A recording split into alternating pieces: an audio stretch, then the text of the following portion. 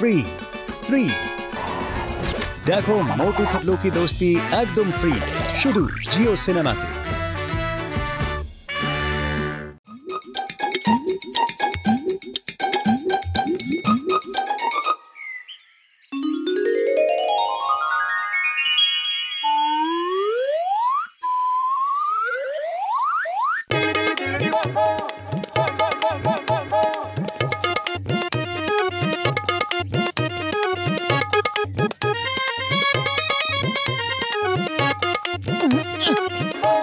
লজ্জা করে না সকাল সকাল চুরি করতে বেরিয়ে পড়েছ? আমরা তো মর্নিং ওয়াক করতে বেরিয়েছি। আরে কি দিনকাল পড়লো গো, এখন চোর ডাকাতেরাও মর্নিং ওয়াক করতে বেরোচ্ছে। জয় হোক।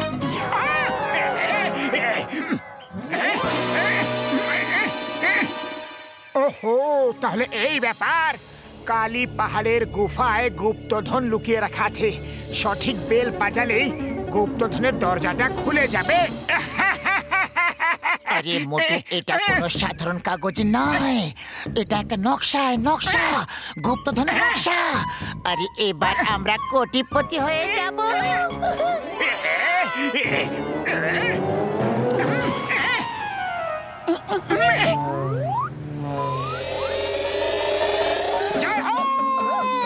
এবার আমরা কোটি কোটি সিঙ্গারা খাবো।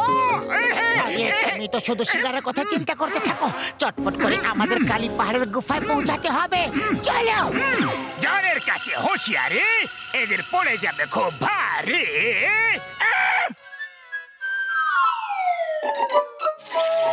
জয় হোক, জীবনে প্রথমবার এই চমৎকার দেখলাম।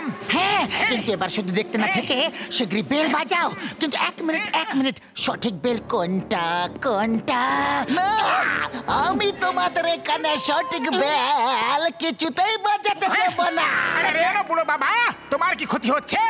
এটাই একটা ম্যাজিক্যাল বেলা, আমি থাকতে তুমি এটা বাজাতেই পারবে না। যদি বাজাও তাহলে আমি তোমাকে অ্যারেস্ট করে নেব।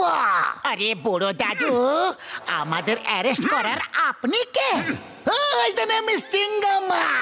চিঙ্গামের কপর থেকে বাঁচা ইম্পসিবল, মানে ইম্পসিবল।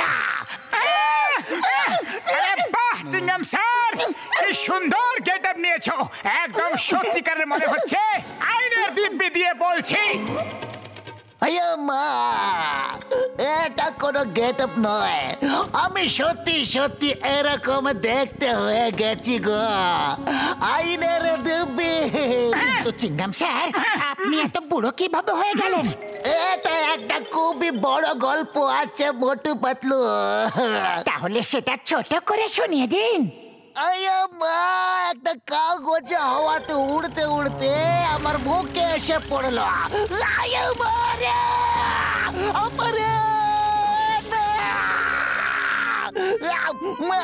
কি এটা? আপনি ঠিক আছেন তো? আপনার কোনো হাড়গোড় ভাঙেনি তো?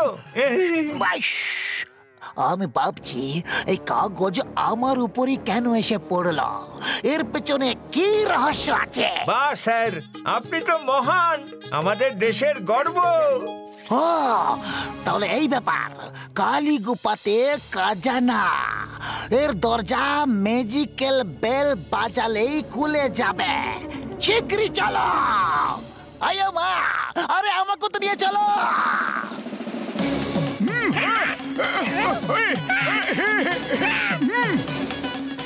আমি ওটা পড়লাম আর এখানে এসে 1 ঘন্টা বাজিয়ে দিলাম। এই সবগুলো হলো ম্যাজিক্যাল বেলসা। ভুল ঘন্টা বাজালে এরকমই অবস্থা হয়ে যায় আমার। স্যার, আপনার দুঃখের গল্প শুনে আমার খুব হাসি পাচ্ছে।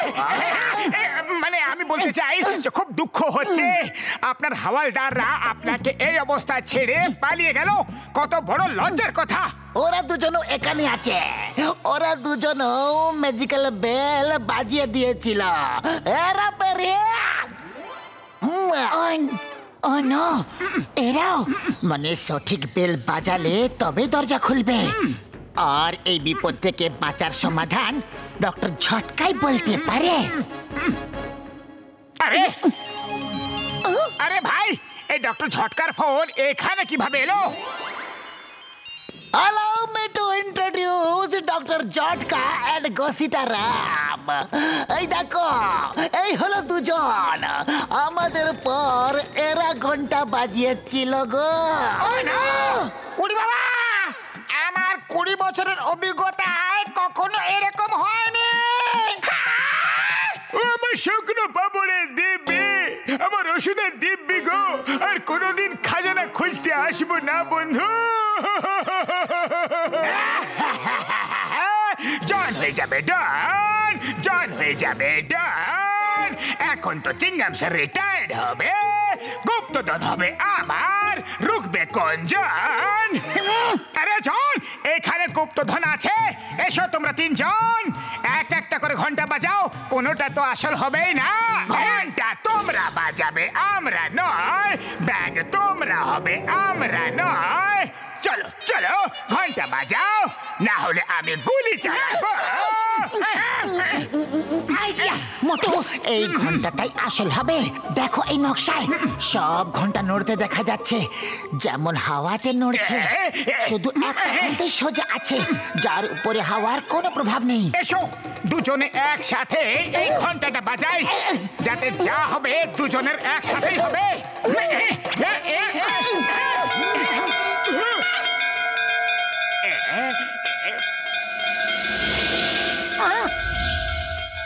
আরে বাহ, এটা তো চমৎকার হয়ে গেল।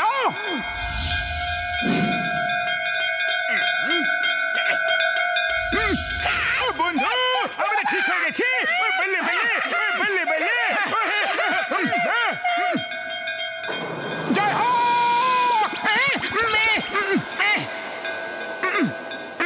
আপনি কে মহাশয়? আমি কিষানপুরের রাজা।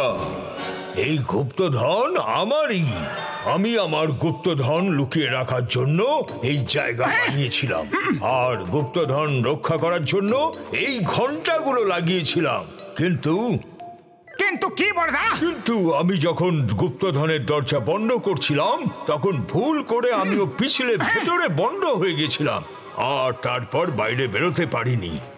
এর যে নকশাটা আমি বানিয়েছিলাম সেটা উড়ে কোথাও চলে গিয়েছিল। হ্যাঁ, ওই নকশাটাই তো আমাদের এখানে নিয়ে এসেছে, কিন্তু খাজানাটা কোথায়? এই ঘন্টার উপরে বসে সুড়ঙ্গের ভেতর দিয়ে গেলে গুপ্তধনের কাছে পৌঁছাতে পারো।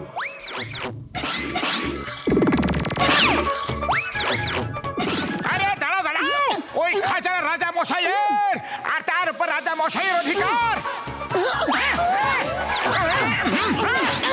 Stop! Stop in the name of law!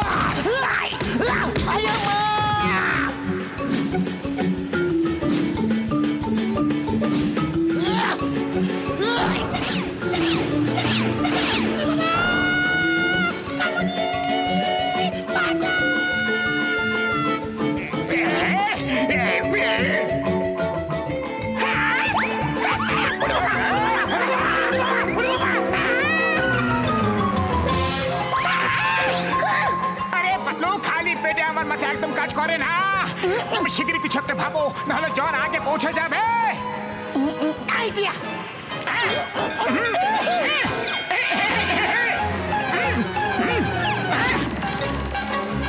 এই সব তো চিটিং, এসব চলবে না। চিংগাম কোন রেসে পেছনে থেকে যাবে, সেটা হতেই পারে না। আরে পুলিশ সবসময় ভুল সময় এন্ট্রি করে, আইনের রক্ষক হয়ে আইন নিজেই ভঙ্গ করে। এখন তোমরা কোনো চাল চেলো না, কারণ আমাকে বোকা বানাতে পারবে না। ও নিচে, মাথা নিচে করো বন্ধু, বোকা বানিও না। বাবা গো,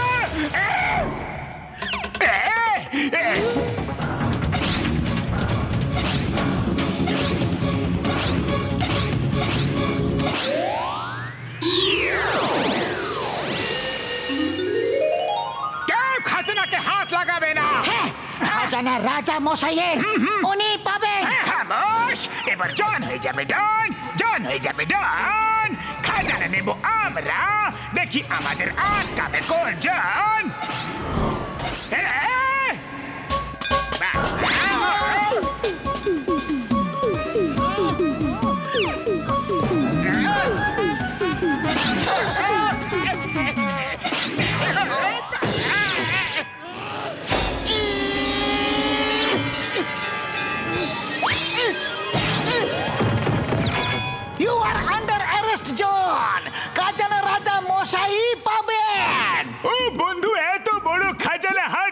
ফসকে গেল ভাই। ব্যাং হলাম, পোকামাকড় খেলাম, আর হাতে এলো খালি ঘন্টা। এবার আমি গামছা ভিজাবো কি আর নেংড়াবো কি? আপনারা আমাকে খুঁজে বের করলেন, তাই অনেক অনেক ধন্যবাদ। আপনারা হতাশ হবেন না, আপনারা সবাই আমার রাজসভায় আসুন। আপনাদেরকে সততা আর বাহাদুরির জন্য পুরস্কার দেওয়া হবে। ধন্যবাদ রাজামশাই। আমিও কি যেতে পারি আপনার রাজসভায়? তুমি শুধু জেল যাবে, ওটাই তোমার আসল রাজসভা।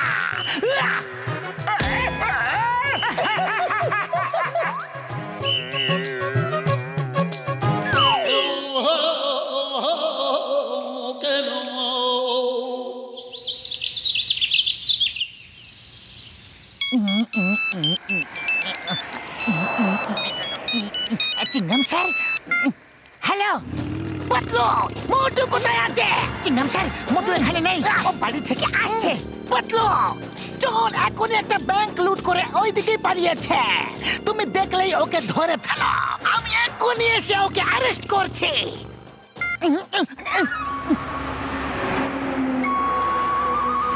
জন, আইডিয়া আইডিয়া। চাওয়াল ভাই, শিগগিরই কয়েকটা সিঙ্গারা দিয়ে দাও।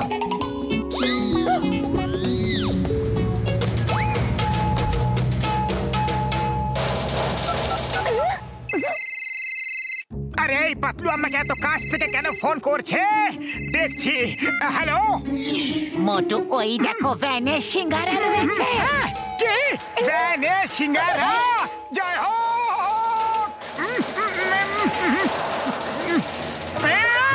সুগন্ধ।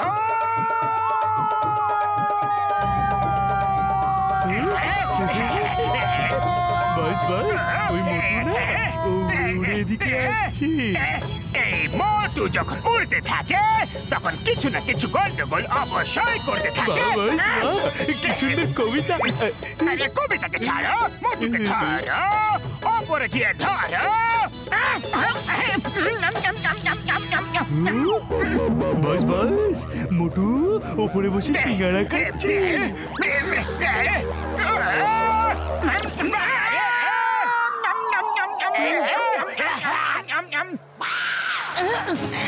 এই পাতলু, কোথায় গেল জন? ওইদিকে চলো, তো চিংগামের হাত থেকে বাঁচতে পারবে না। আরে মোটু, তুমি সিঙ্গারা শুধু খেয়ে যাবে নাকি জনকেও ধরবে? ও ব্যাংক লুট করে পালাচ্ছে। এক্ষুনি ধরে নিয়ে আসছি।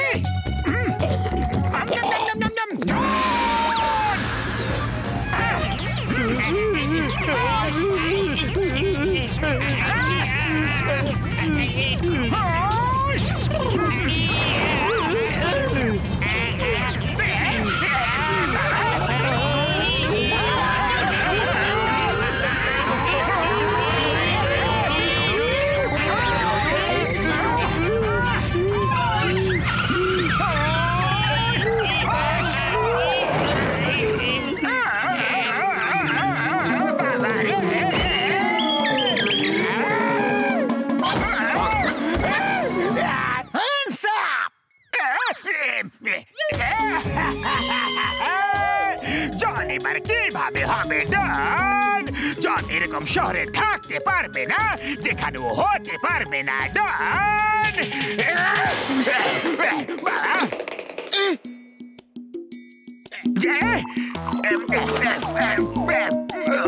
ফর্সা মুখটা কালো করে দিয়েছে।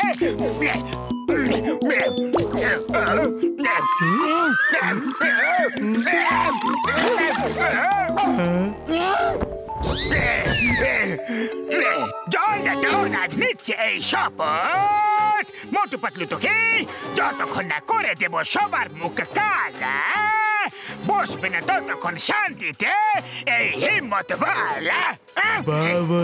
চুপ হয়ে যাও, আর আমার শয়তানি মাথায় যে বুদ্ধিটা এসেছে সেটা শোনো।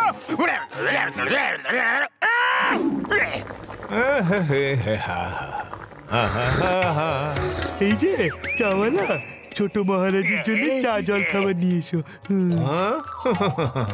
বাছা, পরের বছর তুমি অনেক বড় একটা বক্সিং এর প্রতিযোগিতা জিতবে।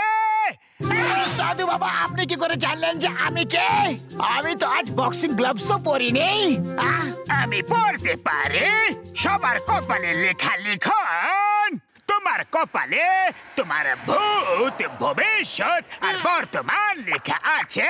যেমন এই চাওয়ালার মাথায় লেখা আছে যে ও এখানে 20 বছর ধরে দোকান চালাচ্ছে। আরে মহারাজ, এই কথা তো অনেক কম লোকই জানে যে আমি 20 বছর ধরে এখানে দোকান চালাইতেছি। বাছা, আমি এটাও জানি যে তোমার 20 বছরের অভিজ্ঞতা ওই ঘসিটা রামের 20 বছরের অভিজ্ঞতা থেকে অনেক ভালো। উনি আমার নাম কিভাবে জানলেন? ও বন্ধুরা, এইসব ভণ্ড সাধু বাবার চক্করে পড়ো না তোমরা। তুই ডক্টর, সায়েন্টিস্ট, তাই এরকম কথা বলছিস রে। কিন্তু একদিন এমন ঝটকা খাবি তখন এই ছোট মহারাজ মনে করবে। আরে ভাই, তোমরা এইসব সাধু বাবা ভোলে বাবার চক্করে পড়ো না। তুমি তো শুধু সিঙ্গারা খাও আর মজা নাও। ভালো ব্যাপার তো, ইনি তো আমার ব্যাপারে সবকিছু জানেন। ছোট মহারাজ আসুন, এই ব্যাপারে চা সিঙ্গারা হয়ে যায়। না না বাছা, আমি দেখছি এই শহরে আমার থাকা উচিত নয়। খুব বিপদ আছে। চলো, যত শীঘ্রই এখান থেকে যেতে পারি ততই মঙ্গল। আরে ভাই, কি বিপদ আসতে চলছে এখানে?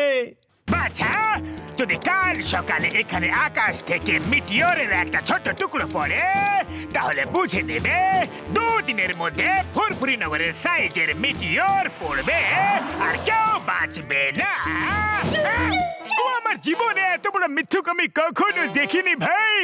আর যদি মিটিওরের টুকরোটা পড়েই যায় তাহলে? আরে তাহলে মিথ্যে বাবা নয়, সত্যিকারের সাধু বাবা। আর আমাদের ফুরফুরি নগর বাঁচানোর জন্য কিছু না কিছু তো করতেই হবে। কিছু করার দরকার নেই।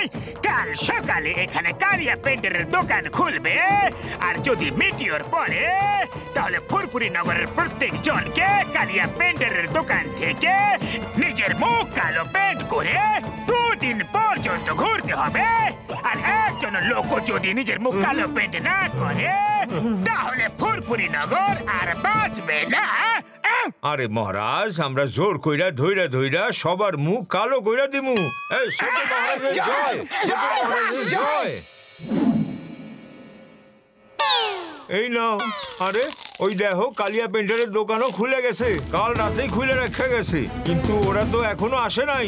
যদি মিটিওর পড়ে তাহলে ওদের দিয়া সবার মুখ কালো পেন্ট করতে হইব। না, আমি মুখ কালো করবো না। আমি এই ভণ্ড লোকটার কথা বিশ্বাস করি না। আরে মুখ কালো কিভাবে করবে না? আগে মিটিওরটা পড়তে তো দাও, তারপর দেখছি তোমাকে।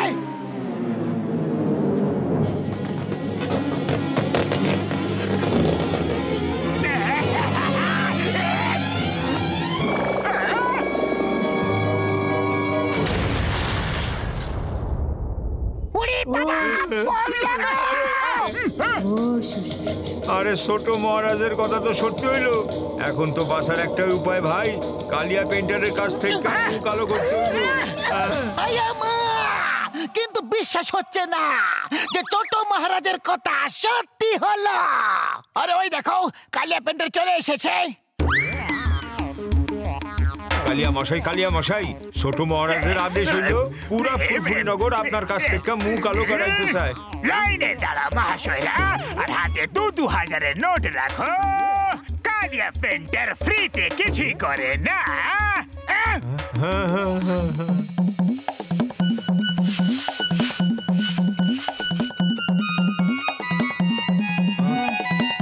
আরে মোটু পাতলু, চটপট চলো। না, আমরা কেউ মুখ কালো করবো না। আরে শোনো, এরা কেউ মুখ কালা করাইবে না বলতাছে। এদের জন্য ফুরফুরি নগর ধ্বংস হয়ে যাইব। চলো, আমরা ধইরা নিয়ে জোর কইরা এদের মুখ কালো কইরা দিই। চলো, ধরো ধরো।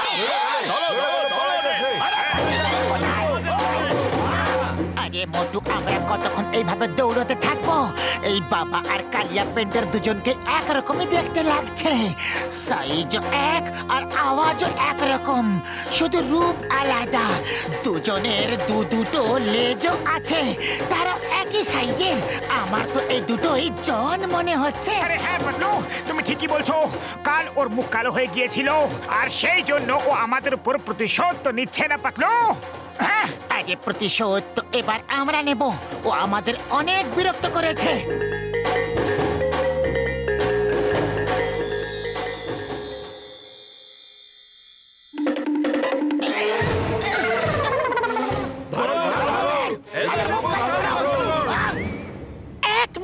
এক মিনিট শান্ত হয়ে যাও। কাল রাতে ছোট মহারাজ আমাদের স্বপ্নে দেখা দিয়েছিলেন আর বললেন তোমরা 5 জন নিজেদের মুখ কালো করো।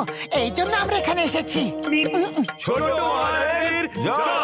আরে ছোট মহারাজা আমার স্বপ্ন এসেছিলেন আর বললেন যে যাও আর নিজের মুখ কালো করাও, কিন্তু আগে কালিয়া পেন্টারের মুখ লাল হওয়া দরকার, সেটাও আবার বিনা পেন্ট এবং বিনা রঙে। আর তখনই ফুরফুরিনগর ধ্বংস হওয়ার হাত থেকে বাঁচতে পারবে। বিনা পেন্ট করে মুখ কিভাবে লাল হতে পারে? চিংগাম স্যার, এমনিতে তো থাপ্পড় মেরে মেরে মুখ লাল হয়ে যেতে পারে।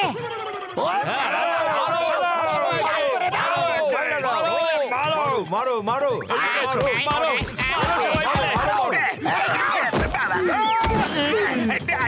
লাল হয়ে গেছে, লাল হয়ে গেছে, ছেড়ে দাও আর বেরো না। আরে এখন কোথা হয়েছে? পুরো লাল করতে হবে। লালাম লাল এখনো হয়নি। আমি বুঝে গেছি যে তোমরা বুঝে গেছো যে আমরা কারা। Sorry sorry. আরে জন, বুরি নজর वाले तेरा मुंह लाल। আরে তো হইল গিয়া জন, আমাগো বুদ্ধু বানাইতাছিল। আরে ধরো কে, আর মারো মারো, জোর জোর মারো, ছাড়বা না, ছাড়বা না।